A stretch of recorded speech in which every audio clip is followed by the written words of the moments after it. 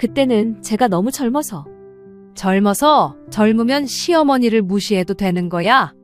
아니에요. 어머님, 그런 게 아니라 제가 철이 없어서. 철이 없었다고? 그럼 지금은 철이 들었다는 거니?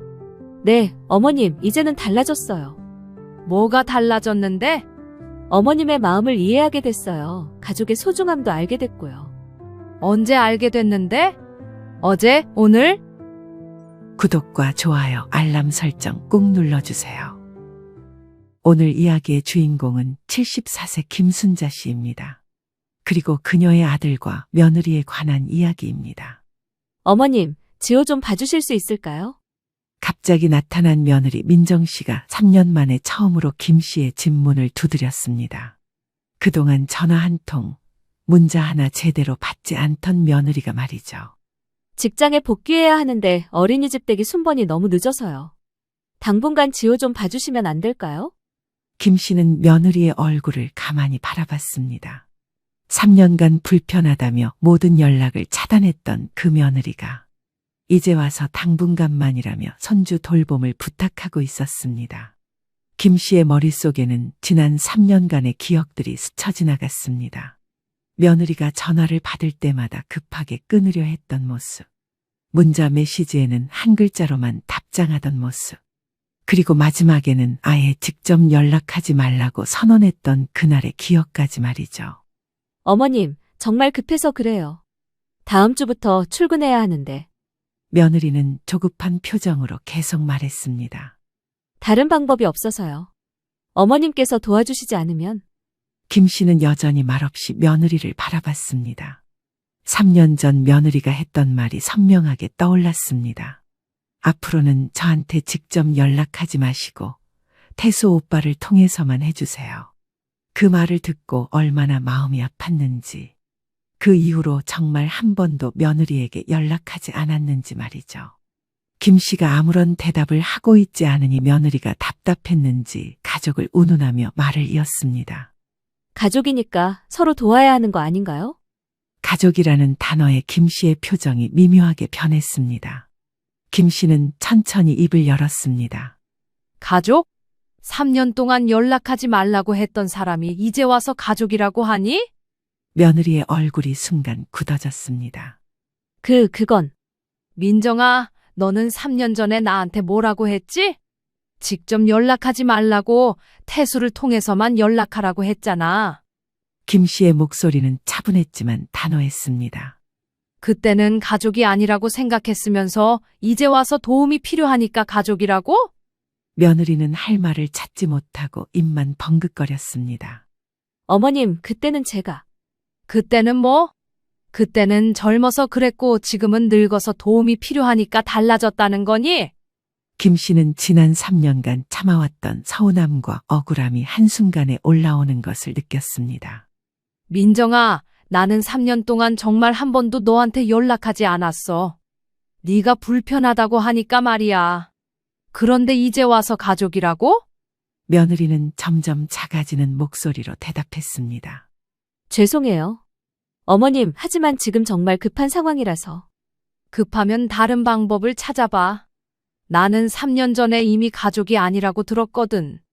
김 씨는 더 이상 말을 잇지 않고 며느리를 바라봤습니다.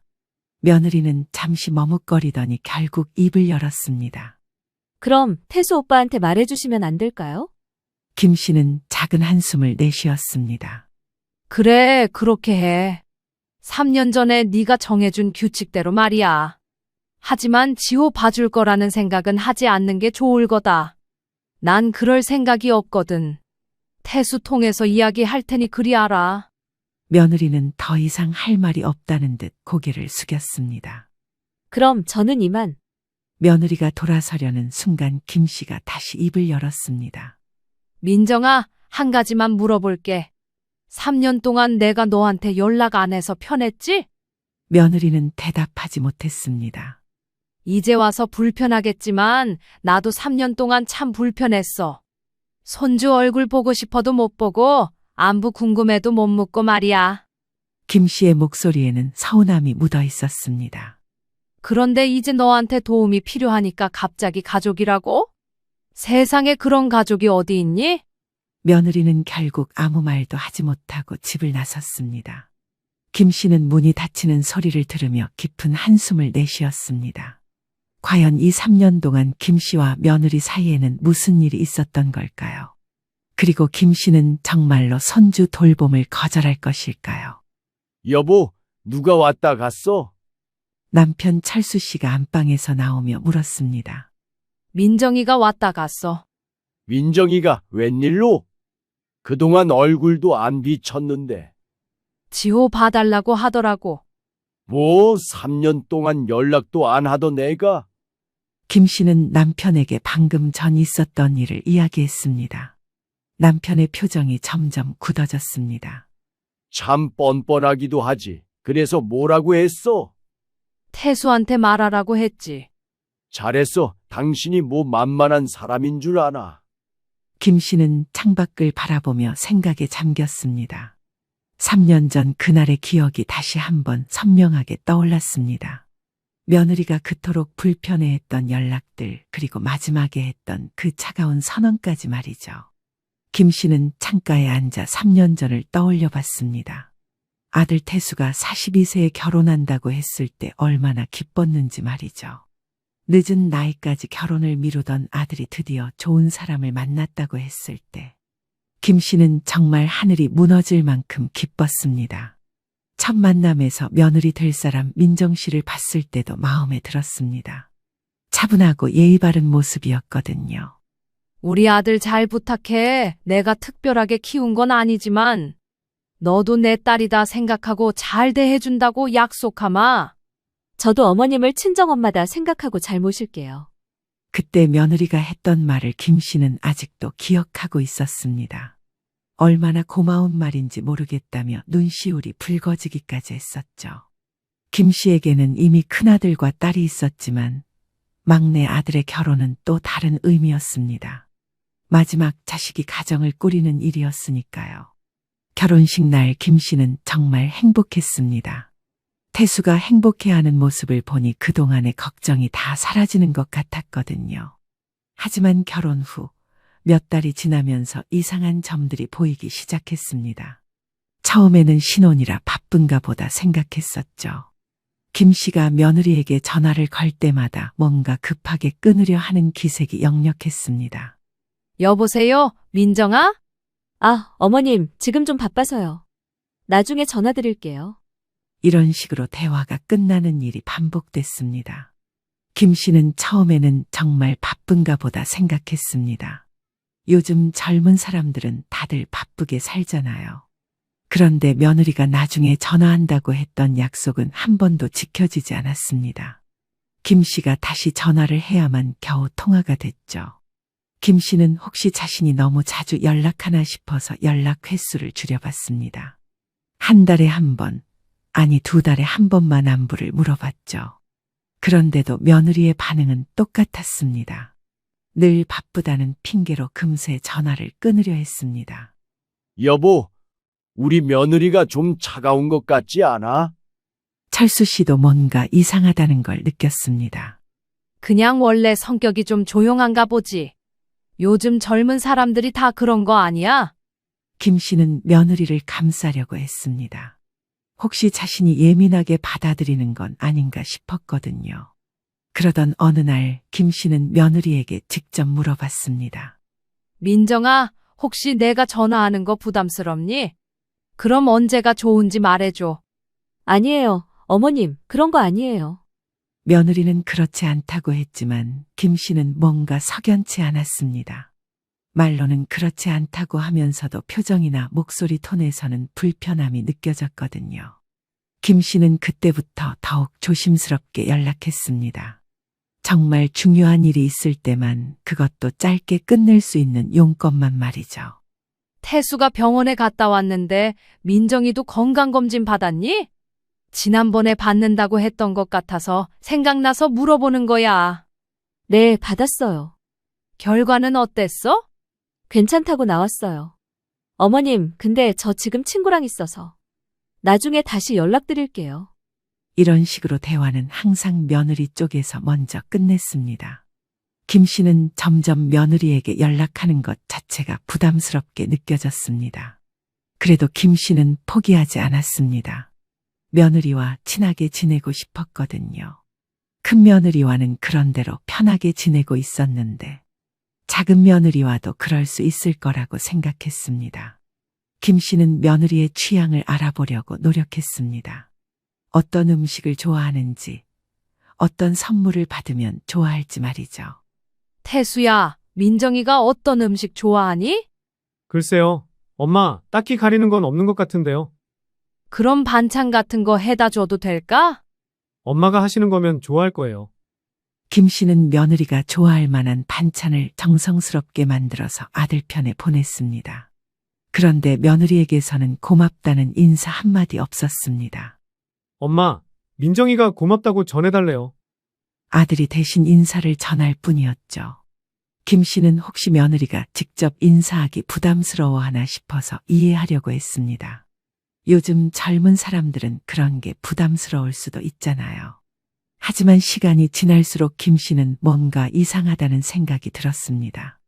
며느리가 의도적으로 자신과의 접촉을 피하고 있다는 느낌이 강해졌거든요. 큰 며느리는 가끔씩 안부 전화도 하고 명절 때는 음식 만드는 것도 도와주곤 했습니다. 그런데 작은 며느리는 그런 일이 전혀 없었습니다. 우리 큰 며느리는 참 자상해. 가끔 안부도 묻고 말이야. 그러게, 그런데 작은 며느리는 좀 다르네. 아직 어려서 그런 거 아닐까? 시간이 지나면 나아질 거야. 김 씨는 여전히 며느리를 이해하려고 노력했습니다. 하지만 마음 한구석에서는 서운함이 쌓여가고 있었죠. 그러던 중 결정적인 사건이 일어났습니다. 며느리가 김 씨에게 직접적으로 불편함을 표현한 것이었습니다. 그날의 일을 생각하니 김 씨의 가슴이 다시 한번 답답해졌습니다. 3년이 지난 지금도 그날의 기억은 여전히 선명했습니다. 김 씨가 며느리에게 문자 메시지를 보냈을 때였죠. 김 씨는 며느리가 전화를 부담스러워하는 것 같아서 문자로 소통을 시도해봤습니다. 요즘 젊은 사람들은 전화보다 문자를 선호한다고 들었거든요. 김 씨가 보낸 첫 번째 문자였습니다. 날씨가 추워졌으니 감기 조심하라는 내용이었죠. 하지만 며느리의 답장은 한 글자였습니다. 그게 전부였어요. 김 씨는 좀 더 정성스럽게 문자를 써봤습니다. 김치를 새로 담갔으니 가져가라는 내용으로 말이죠. 이번에도 답장은 똑같았습니다. 김 씨는 점점 답답해졌습니다. 문자로도 제대로 된 대화가 안 되는 거였어요. 그래서 다시 전화를 시도했습니다. 민정아, 김장김치 맛있게 잘 익었는데 가져갈래? 어머님, 저희는 김치 안 먹어서요. 안 먹어. 태수는 어릴 때부터 김치를 그렇게 좋아했는데. 태수 오빠도 요즘은 잘 안 먹어요. 짜서 그런가 봐요. 김 씨는 당황했습니다. 아들이 어릴 때부터 김치를 얼마나 좋아했는데 갑자기 안 먹는다니요. 그럼 다른 반찬은 어때? 멸치볶음이나 콩자반 같은 거? 어머님, 저희는 그런 거 잘 안 먹어요. 요즘은 간편식을 주로 먹거든요. 간편식? 그런 거 먹으면 건강에 안 좋은데. 바쁘다 보니까 어쩔 수 없어서요. 어머님, 저 지금 급한 일이 있어서 이만 끊을게요. 또다시 며느리 쪽에서 먼저 전화를 끊었습니다. 김 씨는 수화기를 내려놓고 한참을 생각했습니다. 무슨 일이야? 표정이 안 좋네. 민정이한테 김치 가져가라고 했더니 안 먹는데. 안 먹어? 태수가? 그러게 말이야. 어릴 때부터 그렇게 김치를 좋아했는데. 김 씨는 뭔가 이상하다는 생각이 들었습니다. 아들의 식성이 갑자기 바뀔 리가 없잖아요. 며칠 후 김 씨는 아들에게 직접 물어봤습니다. 태수야, 너 요즘 김치 안 먹니? 김치요? 먹죠. 왜요? 민정이가 안 먹는다고 하던데. 아, 민정이가 그랬나요? 저는 먹는데. 아들의 대답을 듣고 김 씨는 더욱 혼란스러웠습니다. 며느리가 거짓말을 한 건가요? 그럼 내가 반찬 해다 주면 먹을 거지? 당연히 먹죠. 엄마가 해주시는 거 안 먹을 리가 있나요? 그럼 이번에 콩자반해서 갖다 줄게. 네, 고맙습니다. 김 씨는 정성스럽게 콩자반을 만들어서 아들 편에 보냈습니다. 그런데 며칠 후 아들에게서 이상한 이야기를 들었습니다. 엄마, 앞으로는 반찬 안 해다 주셔도 될 것 같아요. 왜 맛없었니? 아니요, 맛있었어요. 그런데 민정이가 부담스러워해요. 부담스럽다고? 뭔가 신경 쓰이는 것 같아요. 자꾸 받기만 하면 미안하다고 하고요. 김 씨는 이해할 수 없었습니다. 가족끼리 반찬 나눠 먹는 게 뭐가 부담스럽다는 건지 말이에요. 그럼 민정이가 바쁠 때 내가 가서 청소라도 도와줄까? 아니요, 엄마, 그런 건 안 하셔도 돼요. 왜? 며느리 도와주는 게 당연한 거 아니야? 민정이가 혼자 하는 게 편하다고 해요. 김 씨는 점점 서운해졌습니다. 며느리가 자신의 모든 도움을 거부하고 있었거든요. 그러던 중 추석이 다가왔습니다. 김 씨는 며느리에게 전화를 걸어 명절 준비에 대해 이야기했습니다. 민정아, 이번 추석에는 뭘 준비해 올까? 어머님, 저는 추석에 친정에 가야 해서요. 친정에? 그럼 언제 와? 추석 당일에는 친정에 있고 다음 날 잠깐 인사드리러 갈게요. 김 씨는 놀랐습니다.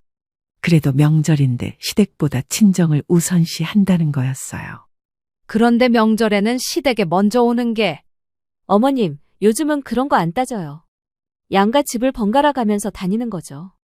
작년에는 시댁에 갔으니까 올해는 친정 차례예요. 김 씨는 할 말을 잃었습니다. 엄마, 요즘은 다 그래요. 이해해 주세요. 아들마저 며느리 편을 들었습니다.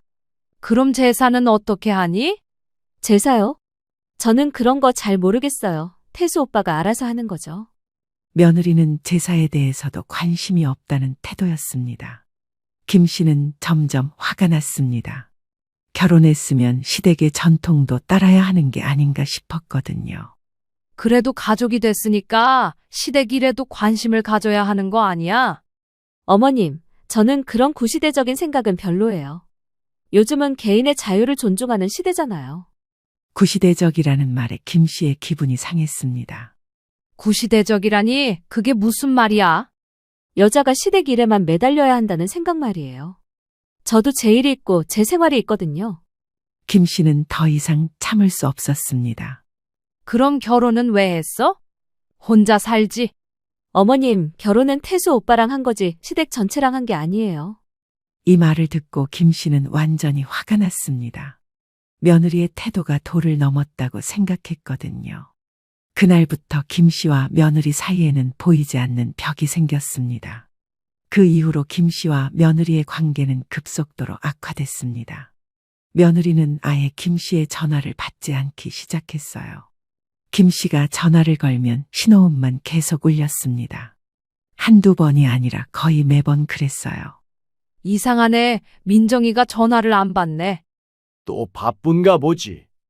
그런데 이렇게 계속 안 받으면 어떻게 연락하라는 거야? 김 씨는 할 수 없이 아들에게 전화했습니다. 태수야, 민정이가 전화를 안 받네. 혹시 아픈 건 아니지? 아니요, 엄마, 괜찮아요. 그럼 왜 전화를 안 받지? 아, 그게 민정이가 요즘 좀 바빠서요.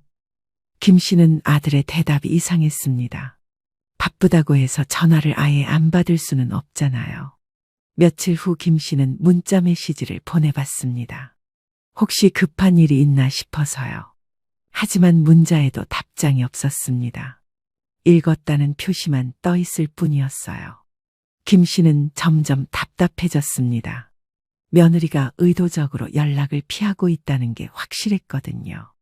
그러던 어느 날, 김 씨는 우연히 며느리의 SNS를 보게 됐습니다. 큰 며느리가 가족 사진을 올릴 때 보인 거였어요. 며느리는 친구들과 즐겁게 놀고 있는 사진을 올리고 있었습니다. 바쁘다고 했는데 친구들과는 만날 시간이 있었던 거죠. 김 씨는 기분이 상했습니다. 시어머니 전화는 받을 시간이 없으면서 친구들과는 만날 시간이 있다니요. 여보, 이것 좀 봐. 김 씨는 남편에게 며느리의 SNS를 보여줬습니다. 이게 뭐야? 민정이가 친구들이랑 놀고 있는 사진이야. 바쁘다고 전화도 안 받으면서 말이야. 젊은 사람들은 친구들과 만나는 것도 중요하지. 그래도 시어머니 전화 한 통 받을 시간은 있어야 하는 거 아니야? 남편도 말문이 막혔습니다. 그 후로 김 씨는 며느리에게 연락하는 것을 거의 포기했습니다. 전화해도 안 받고 문자해도 무시하는데 뭘 어떻게 하겠어요. 하지만 완전히 포기할 수는 없었습니다. 그래도 가족이니까 최소한의 안부는 물어야 한다고 생각했거든요. 김 씨는 특별한 날에만 문자를 보내기로 했습니다. 생일이나 명절 같은 때 말이에요. 며느리 생일 때 김 씨가 보낸 문자였습니다. 민정아, 생일 축하한다. 건강하게 잘 지내라. 하지만 이번에도 답장은 없었습니다. 김 씨는 정말 화가 났습니다. 생일 축하 문자에도 답장을 안 한다니요. 태수야, 민정이한테 생일 축하 문자 보냈는데 답장이 없네. 아, 그래요? 제가 문자 받는지 물어볼게요. 왜 너가 대신 전해? 본인이 직접 해야지. 민정이가 그런 거 좀 어려워해요. 뭐가 어려워? 고맙다는 말 한마디가? 아들도 제대로 된 대답을 하지 못했습니다. 그러던 중 더 황당한 일이 벌어졌습니다. 김 씨가 가족 카톡방에 사진을 올렸는데 며느리가 대화방을 나간 거였어요. 김 씨는 처음에는 실수인 줄 알았습니다. 그래서 다시 초대했죠. 하지만 며느리는 또다시 대화방을 나갔습니다.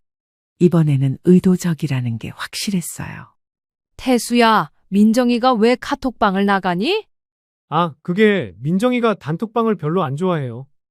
뭐가 싫다는 거야? 가족끼리 사진 공유하는 건데. 알림이 많이 와서 불편하다고 해요. 김 씨는 이해할 수 없었습니다. 가족 대화방이 그렇게 불편한 건가요? 그 후로 며느리는 가족 모임에도 잘 참석하지 않았습니다. 항상 핑계가 있었어요. 남편 철수 씨의 생일 때였습니다. 엄마, 민정이는 그날 약속이 있어서 못 올 것 같아요. 무슨 약속인데 시아버지 생일보다 중요해?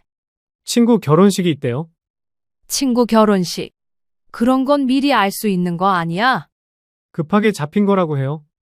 김 씨는 더 이상 말하지 않았습니다. 뭘 더 말해봤자 소용없을 것 같았거든요. 며느리는 김 씨의 생일 때도 오지 않았습니다. 이번에는 몸이 아프다는 핑계였어요. 하지만 그날 밤 며느리의 SNS에는 친구들과 함께 찍은 사진이 올라와 있었습니다. 김 씨는 정말 기가 막혔습니다. 아프다고 해놓고 친구들과는 만날 수 있었던 거죠. 여보, 나는 이제 정말 모르겠어. 뭘? 민정이가 나를 어떻게 생각하는지 말이야. 시어머니를 이렇게 무시해도 되는 거야? 요즘 젊은 사람들 생각은 우리와 다르니까. 아무리 달라도 기본적인 예의는 있어야 하는 거 아니야? 김 씨는 점점 며느리에 대한 실망감이 커졌습니다. 그러던 어느 날 김 씨는 며느리가 임신했다는 소식을 들었습니다. 그것도 아들을 통해서 말이에요. 엄마, 민정이가 임신했어요. 정말 언제? 이제 3개월 됐어요. 3개월이나 왜 이제 말해? 안정기에 들어서야 말하려고 했대요. 김 씨는 서운했습니다. 며느리가 임신한 지 3개월이나 됐는데 이제야 알게 된 거였어요. 그럼 내가 축하 전화라도 해야지. 엄마, 민정이가 아직 입덧이 심해서요. 전화는 나중에 하세요. 또다시 전화를 못하게 막는 거였습니다. 김 씨는 문자라도 보내려고 했습니다.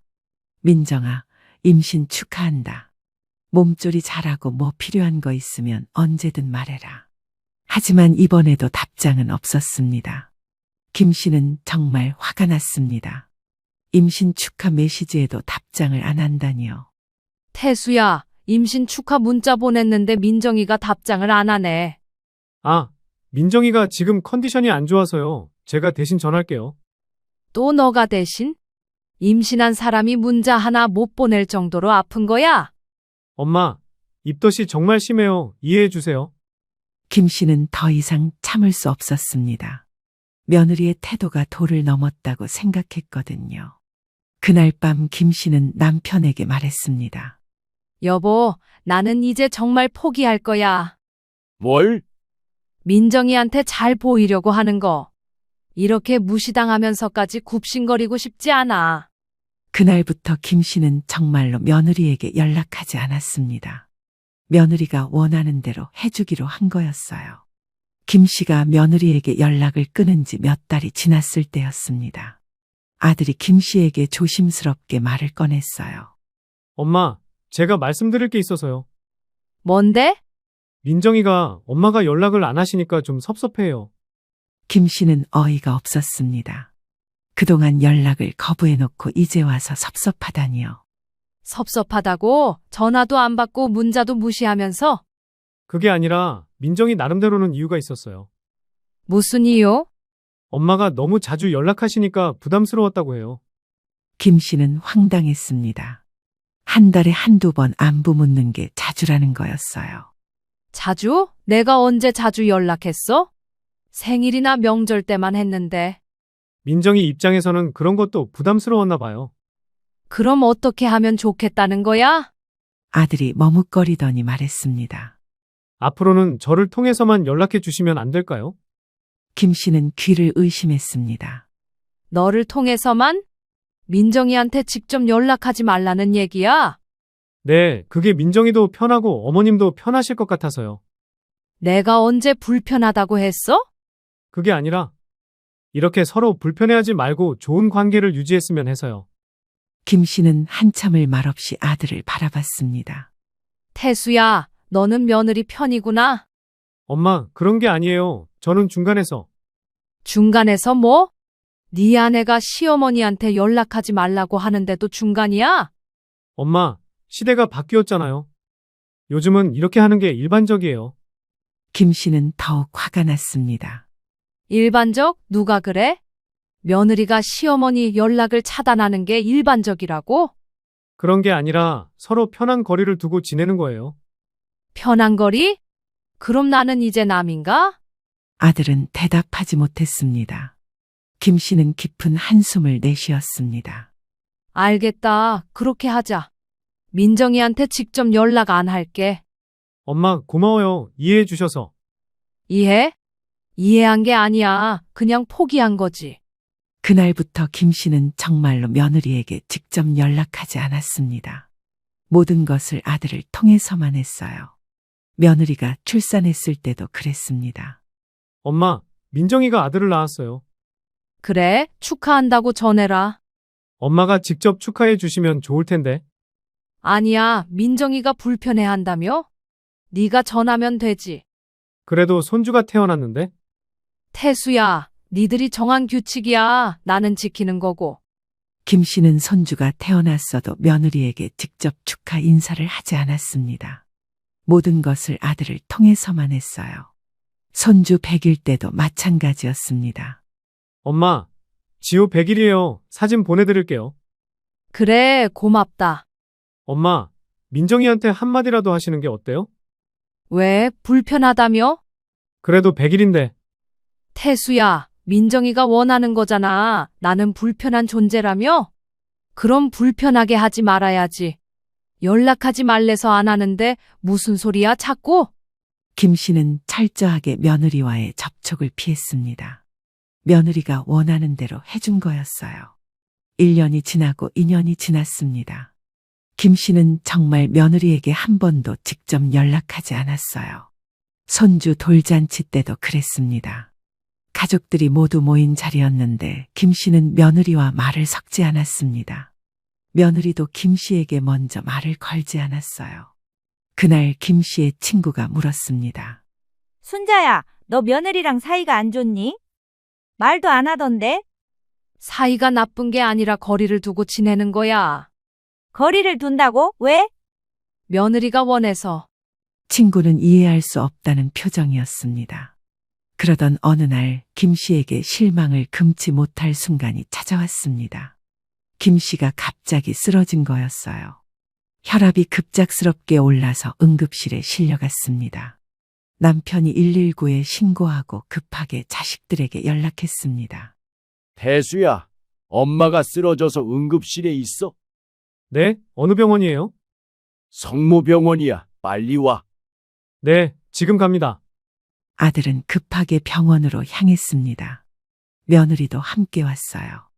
응급실에서 김 씨가 의식을 되찾았을 때 가족들이 모여 있었습니다. 엄마, 괜찮으세요? 태수야, 여기가 어디니? 병원이에요. 혈압이 갑자기 올라서 쓰러지셨어요. 김 씨는 천천히 주변을 둘러봤습니다. 며느리도 와 있는 게 보였어요. 하지만 며느리는 김 씨와 눈이 마주쳐도 아무 말을 하지 않았습니다. 그냥 아들 뒤에 서 있을 뿐이었어요. 김 씨는 실망했습니다. 이런 상황에서도 며느리는 한마디 안부 인사도 하지 않는 거였어요. 의사가 와서 설명했습니다. 다행히 큰 문제는 없습니다. 스트레스와 과로로 인한 일시적인 혈압 상승이에요. 며칠 입원해서 안정을 취하시면 됩니다. 입원하시면서 검사도 추가로 받아보시는 걸 권해드리고요. 다행이네요. 엄마, 걱정 많이 했어요. 고맙다, 태수야. 김 씨는 며느리를 흘끗 봤습니다. 하지만 며느리는 여전히 아무 말이 없었어요. 병실로 옮긴 후에도 마찬가지였습니다. 며느리는 아들 옆에만 서 있을 뿐 김 씨에게는 한마디도 하지 않았어요. 김 씨는 속상했습니다. 아무리 불편하다고 해도 이런 상황에서는 안부 정도는 물어볼 법한데 말이에요. 며칠 후 김 씨가 퇴원할 때도 그랬습니다. 엄마, 이제 집에 가시죠. 그래, 태수야. 며느리는 끝까지 김 씨에게 한마디도 하지 않았습니다. 김 씨는 그날 확실히 깨달았습니다.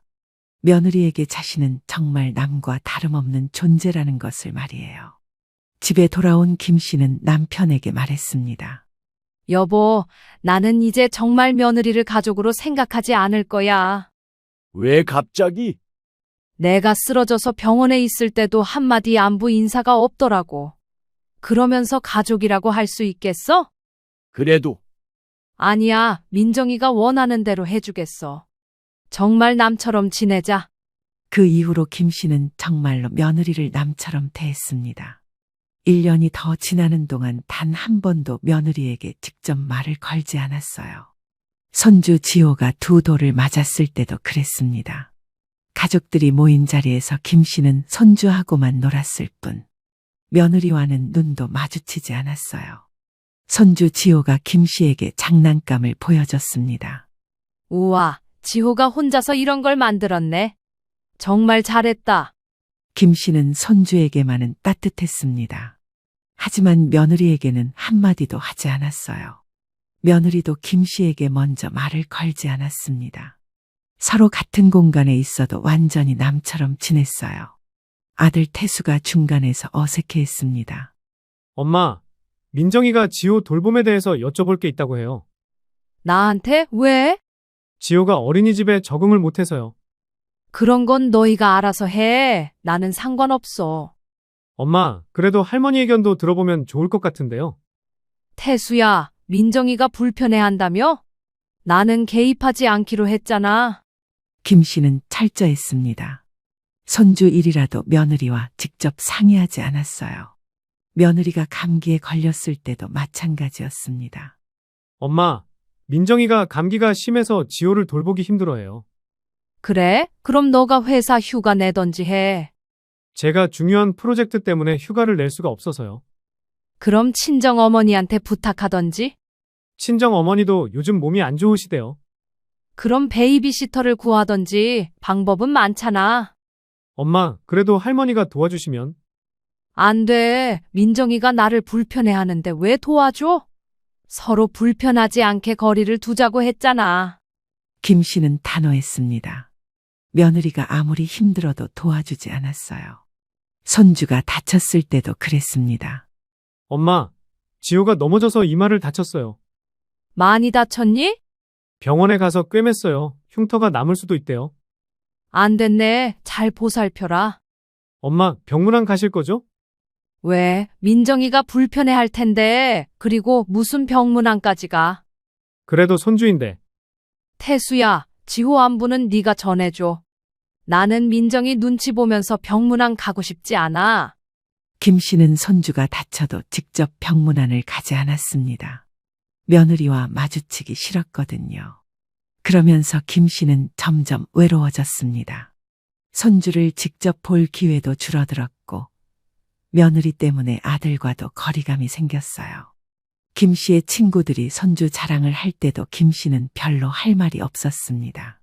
순자야, 우리 손주가 말이야. 친구들은 손주와 함께 찍은 사진을 보여주며 자랑했습니다. 요즘 매일 우리 집에 와서 놀아. 할머니, 할머니 하면서 얼마나 귀여운지 몰라? 김 씨는 부러웠습니다. 자신도 손주와 그렇게 가깝게 지내고 싶었거든요. 좋겠네. 순자는 어때? 지호 요즘 어떻게 지내? 잘 지내지 뭐. 사진은 안 보여줘? 요즘 찍은 거. 별로 찍은 게 없어. 김 씨는 손주 사진도 많지 않았습니다. 며느리가 보내주지 않았거든요. 친구가 이상하다는 듯 물었습니다. 왜 너희 며느리가 사진을 안 보내줘? 바빠서 그런가 보지. 김 씨는 사실을 말할 수 없었습니다. 며느리와 사이가 나쁘다는 걸 알리고 싶지 않았거든요. 집에 돌아온 김 씨는 남편에게 속마음을 털어놨습니다. 여보, 나는 왜 이렇게 살아야 하는 걸까? 무슨 소리야? 손주 할머니가 되고 싶었는데 정작 손주는 가까이 두지도 못하고. 민정이 때문에? 그래, 내가 뭘 그렇게 잘못했다고 이렇게 소외당해야 하는지 모르겠어. 너무 신경 쓰지 마. 지호는 우리 손주잖아. 손주는 맞지만 자주 볼 수 없잖아. 며느리 눈치 보면서 사는 게 이렇게 힘든 줄 몰랐어. 김 씨는 정말 힘들었습니다.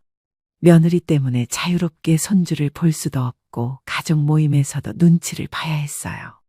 그러던 어느 날 김 씨는 우연히 며느리의 친정 이야기를 들었습니다. 엄마, 이번 주말에 민정이 친정에 다녀올 거예요. 그래, 친정 어머니가 지호를 보고 싶어 하신대요. 그럼 데려가면 되잖아. 친정 어머니가 지호를 정말 예뻐하세요. 맨날 사진 달라고 하시고. 김 씨는 서운했습니다. 며느리는 친정어머니에게는 손주 사진을 자주 보내주면서 시어머니에게는 안 보내주는 거였어요. 친정에서는 지호가 가면 온 가족이 난리예요. 다들 지호만 쳐다보고. 좋겠네. 친정 어머니가 지호를 위해서 장난감도 잔뜩 사놨대요. 김 씨는 점점 화가 났습니다. 친정에서는 그렇게 환영받는 손주인데 시댁에서는 왜 이렇게 소외돼야 하는 건지 모르겠었어요. 태수야, 나도 지호 장난감 사주고 싶은데. 사주세요. 지호가 좋아할 거예요. 그런데 민정이가 싫어하지 않을까? 왜요? 내가 뭘 해주면 부담스러워 하잖아. 그래도 할머니가 사주는 거니까 괜찮지 않을까요? 지금까지 한 행동들을 봐봐. 좋아하게 생겼나? 이런 생각하는 것도 웃기네. 엄마, 아니다. 나중에 내가 사서 보내던지 하마. 가봐.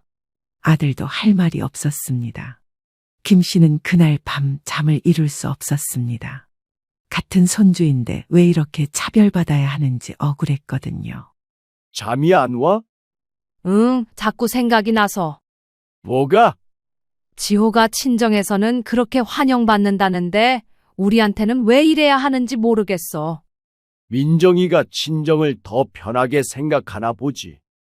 편하다고 해서 시댁을 이렇게 소외시켜도 되는 거야? 김 씨는 정말 서러웠습니다.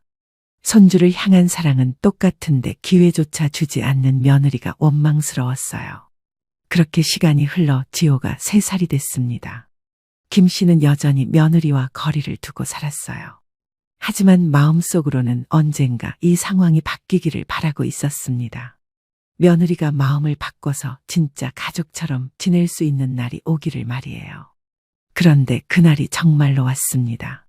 다만 김 씨가 예상했던 것과는 완전히 다른 방식으로 말이죠. 며느리가 3년 만에 처음으로 김 씨의 집 문을 두드린 날이었습니다. 3년 동안 직접 말 한마디 나누지 않았던 며느리가 갑자기 나타난 거였습니다. 어머님, 정말 급한 일이 생겨서 왔어요.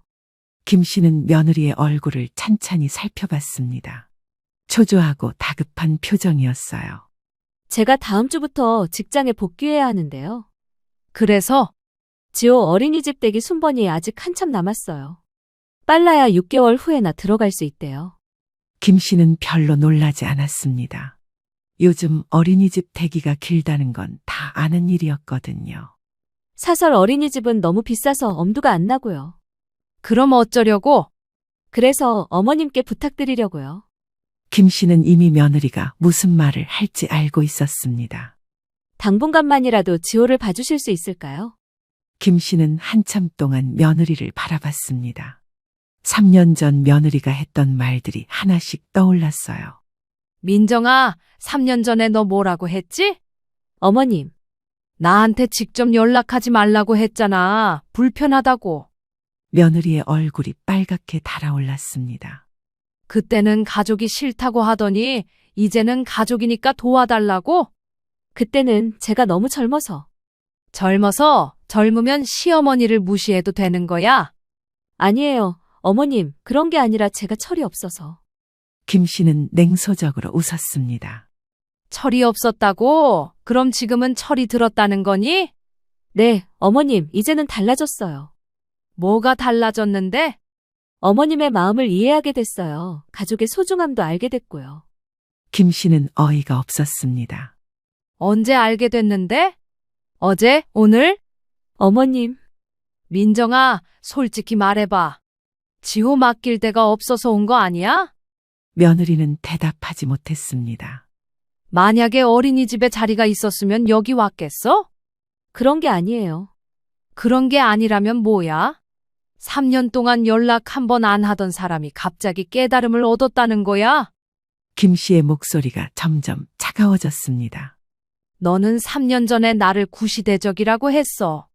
시댁 전체와 결혼한 게 아니라고도 했고. 어머님, 정말 죄송해요. 그때는 제가. 죄송하다고. 지금 죄송한 게 아니라 그때 생각이 잘못됐던 거잖아. 며느리는 고개를 푹 숙였습니다. 민정아, 내가 물어볼게. 너는 언제부터 나를 가족으로 생각했니? 처음부터요. 거짓말 하지 마. 처음부터 가족으로 생각했으면 3년 동안 연락을 차단했겠어?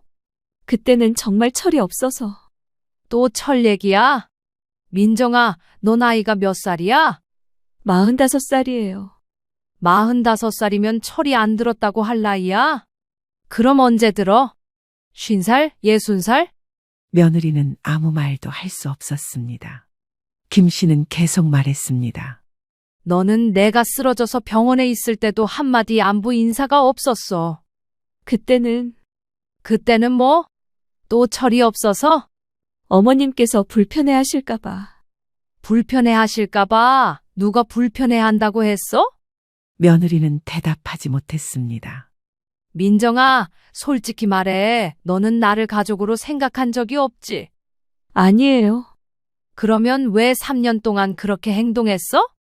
가족이라면 최소한의 예의는 지켜야 하는 거 아니야? 김 씨는 며느리를 똑바로 쳐다봤습니다. 너는 내가 만만해 보여? 지호 봐달라고 하면 내가 무조건 봐줄 거라고 생각했어? 그런 게 아니라 정말 급해서. 급하면 뭐든 해도 되는 거야? 3년 동안 무시하고 살다가 급하면 갑자기 가족이라고? 며느리의 눈에서 눈물이 흘러내렸습니다. 어머님, 정말 죄송해요. 제가 너무 잘못 생각했어요. 지금 우는 것도 연기 아니야? 아니에요. 진심이에요. 진심? 민정아, 너는 진심이라는 말을 너무 쉽게 써. 김 씨는 한숨을 크게 내쉬었습니다. 알겠어. 네 진심이 얼마나 진짜인지 시간이 지나봐야 알겠지. 그럼 지호를. 지호, 안 돼. 꿈도 꾸지 마. 며느리는 깜짝 놀랐습니다. 어머님, 제발. 민정아, 너는 3년 전에 나한테 뭐라고 했지? 불편한 상황을 만들지 말자고 했잖아. 그때는 나도 불편한 상황을 만들고 싶지 않아. 너도 불편하고 나도 불편할 것 같거든. 어머님, 그때와는 달라요. 뭐가 달라? 급할 때만 생각나는 가족이면 처음부터 가족이 아니야. 며느리는 계속 울며 사정했습니다. 어머님, 제발 한 번만 기회를 주세요. 기회? 민정아, 기회는 3년 전에 줬어. 그때 너는 그 기회를 차버렸잖아. 어머님, 이제 와서 기회 달라고? 세상에 그런 법이 어디 있어? 김 씨는 단호하게 말했습니다. 민정아, 너는 3년 전에 선택했어. 시댁과는 거리를 두고 살겠다고. 나는 그 선택을 존중해주고 있는 거야. 어머님, 지호 생각도 좀 해주셔야죠. 맡길 데도 없고 어떻게 될지. 그건 네가 알아서 할 일이야. 3년 전에 너는 개인의 자유가 중요하다고 했잖아. 김 씨는 며느리를 향해 마지막으로 말했습니다. 민정아, 나는 너처럼 변덕스럽지 않아. 한 번 정한 건 끝까지 지키는 사람이야. 3년 전에 너는 나를 불편한 존재라고 했으니까 나도 너를 불편하게 하고 싶지 않아. 며느리는 결국 빈손으로 돌아갔습니다. 김 씨는 문이 닫히는 소리를 들으며 속으로 중얼거렸습니다. 이제 와서 가족이라고? 참 웃기는 일이네. 이제 와서 무슨 철이 들었다고 난리야. 가짱캐 손주 들먹이면서 눈물 보이면 내가 봐줄지 알았나 보지? 며느리가 돌아간 후 김 씨는 거실에 앉아 깊은 생각에 잠겼습니다. 3년 만에 처음으로 며느리와 제대로 대화를 나눴지만 결과는 예상했던 그대로였어요. 여보, 민정이가 뭐라고 하던? 남편이 안방에서 나와 물었습니다. 지호 봐달라고 하더라고. 그래서 뭐라고 했어? 안 된다고 했지. 잘했어. 3년 동안 연락도 안 하던 애가 갑자기 와서 도움 달라고? 말이 되나? 김 씨는 남편의 말에 고개를 끄덕였습니다. 하지만 마음 한편으로는 복잡했어요. 몇 시간 후 아들에게서 전화가 왔습니다. 엄마, 민정이한테서 들었어요. 뭘? 지호 돌봄 부탁한 거요. 엄마가 거절하셨다고 하던데요. 그래, 거절했어. 엄마, 왜 그러세요? 왜, 태수야, 너도 알잖아. 민정이가 3년 동안 어떻게 했는지. 그래도 지금은 정말 급한 상황이에요. 급하면 뭐든 해결해줘야 하는 거야? 엄마, 지호는 엄마 손주잖아요. 김 씨는 한숨을 내쉬었습니다. 손주는 맞지. 하지만 민정이는 내 며느리가 아니야. 엄마, 그게 무슨 말씀이세요? 태수야, 민정이는 3년 전에 선택했어. 시댁과는 거리를 두고 살겠다고. 나는 그 선택을 존중해주는 거야. 엄마, 사람은 변할 수 있잖아요. 변할 수 있지. 하지만 변했다는 걸 어떻게 믿어? 민정이가 진심으로 후회하고 있어요. 후회? 언제부터? 최근에요, 지호를 키우면서 가족의 소중함을 알게 됐다고 해요. 김 씨는 코웃음을 쳤습니다. 최근에? 어린이집 대기 명단을 받고 나서? 엄마, 태수야, 솔직히 말해봐. 만약에 어린이집에 바로 들어갈 수 있었으면 민정이가 나한테 왔겠어? 민정이 말로는 자기가 철이 들었다고 하는데 처음부터 날 가족으로 생각했다고 하더라? 그런데 지난 3년간 해온 행동들을 보면서 난 전혀 그런 느낌을 못 받았거든. 내가 쓰러져서 병원에 실려갔을 때도 괜찮으세요? 그 말 한마디가 그렇게 어렵든? 나 불편할까봐 말을 못했단다. 내 걱정해주는 사람한테 불편함을 느끼겠어? 내가 일일이 이렇게 꼬집어서 이야기를 해줘야 해. 아무튼 말이다. 나는 지호 못 봐줘. 입이 있으면 너도 말을 해봐. 아들은 대답하지 못했습니다. 대답 못하는 게 답이네. 엄마, 그래도 지호는 무슨 죄가 있어요? 지호한테 죄는 없지. 하지만 그건 너희 부모가 해결할 문제야. 엄마, 정말 도와줄 수 없으세요? 안 돼. 나는 민정이가 불편해하는 존재니까. 엄마, 왜 이렇게 고집을 부리세요? 김 씨는 아들의 말에 화가 났습니다. 고집? 태수야, 내가 언제 고집 부렸어? 너 지금 그게 엄마한테 할 소리니? 네 와이프가 지난 3년 동안 그딴 행동할 때 넌 뭐 했어?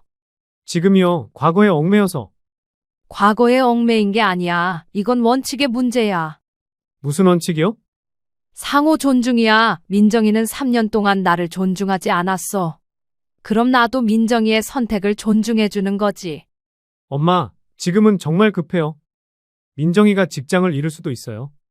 그럼 다른 방법을 찾아야지. 베이비시터를 구하든지 친정 어머니한테 부탁하든지. 다 알아봤는데 여의치 않대요. 그럼 어쩔 수 없지. 아들의 목소리가 답답해졌습니다. 엄마, 정말 한 번만 도와주시면 안 돼요? 태수야, 내가 왜 도와줘야 하는데? 가족이니까요. 가족? 민정이가 언제 나를 가족으로 대했어? 아들은 할 말이 없었습니다. 김 씨는 계속 말했습니다. 태수야, 너는 계속 민정이 편만 들었어. 3년 동안 한 번도 내 편을 들어본 적이 없잖아. 엄마, 그런 게 아니에요. 그런 게 아니라면 뭐야? 민정이가 나한테 연락하지 말라고 했을 때 왜 말리지 않았어? 그때는 뭐? 민정이가 불편해한다고 했잖아. 그럼 이제는 민정이가 편해한다는 거야? 아들은 대답하지 못했습니다. 태수야, 나는 이제 지쳤어. 일방적으로 양보하고 참는 것도. 엄마, 민정이가 원하는 대로 살자. 서로 불편하지 않게 거리를 두고. 정말 이러실 거예요? 응, 그럴 거야. 그게 맞는 것 같다. 아이를 맡기는 문제는 너희가 알아서 해결하도록 해. 요즘 시터들도 잘 구해진다는데 너희 자식이잖니? 그럼 끊는다. 그날 밤 김 씨는 남편과 긴 대화를 나눴습니다. 여보, 내가 너무 심했나? 심하긴 당연한 거지. 3년 동안 무시하고 살더니 갑자기 도움 달라고? 말이 되나? 그래도 지호 생각하면 지호는 우리 손주지만 민정이가 그렇게 나오는 이상 어쩔 수 없어. 나도 지호는 보고 싶어. 하지만 민정이 눈치 보면서 손주 보고 싶지는 않아. 당연해. 당신이 뭐 잘못한 게 있어? 김 씨는 남편의 말에 위로받았습니다. 며칠 후 김 씨는 우연히 며느리의 근황을 들었습니다. 큰 며느리를 통해서였어요. 시어머님, 동서가 요즘 많이 힘들어하는 것 같아요. 왜? 지호 때문에 직장 복귀를 못하고 있대요. 어린이집도 안 되고 시터도 구하기 어렵고. 그렇구나. 그런데 어머님한테 부탁했다가 거절당했다고 하더라고요. 그래. 큰 며느리는 조심스럽게 물었습니다. 어머님, 정말 안 도와주실 거예요? 그래, 안 도와줄 거야. 왜요? 민정이가 나를 불편해하니까. 서로 불편하지 않게 거리를 두는 게 좋겠어.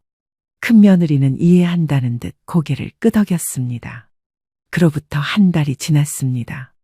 김 씨는 여전히 며느리를 도와주지 않았어요. 그러던 어느 날 아들이 찾아왔습니다.